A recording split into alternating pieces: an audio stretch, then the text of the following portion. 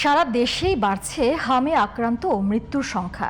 চিকিৎসা সেবা দিতে হিমশিম খাচ্ছেন ডাক্তাররা।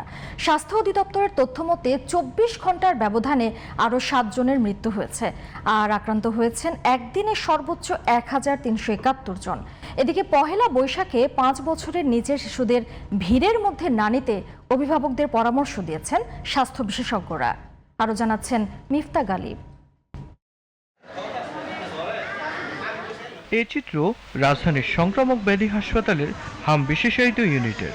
হাম এবং হামের উপসর্গ নিয়ে নতুন করে মৃত্যুর তথ্য না থাকলেও হাসপাতালটিতে চিকিৎসা নিচ্ছে ২ শতাধিক শিশু। টিকাদান শুরু হওয়ায় স্বস্তির নিঃশ্বাস ফেলছেন অভিভাবকরা।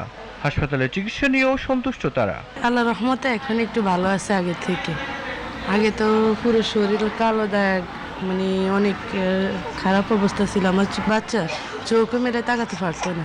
আল্লাহর রহমতে এখন অনেক সুস্থ আছে। এখন মোটামুটি আগে থেকে একটু ভালো হয়েছে, কিন্তু শ্বাসটা কমে নাই, এখনো শ্বাসটা বাকি আছে, আরো কিছুদিন লাগবে বলছে ডাক্তার। শ্বাস টানটা একটু আছে, যেটা ওই আপনার ওই হার্টের কারণে একটু আছে আর কি, এমনি আদারওয়াইজ ও ভালো আছে।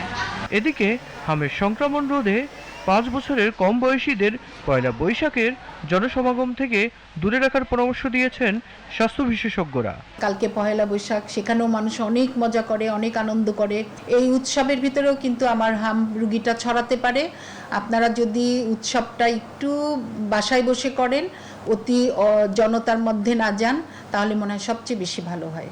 ২০ এপ্রিল সারা দেশে হাম রুবেলা টিকাদান কার্যক্রম শুরু হলে পরিস্থিতি দ্রুতই নিয়ন্ত্রণে আসবে বলে আশা করছেন সবাই। Mifta Ghalib, GTV news, Dhaka.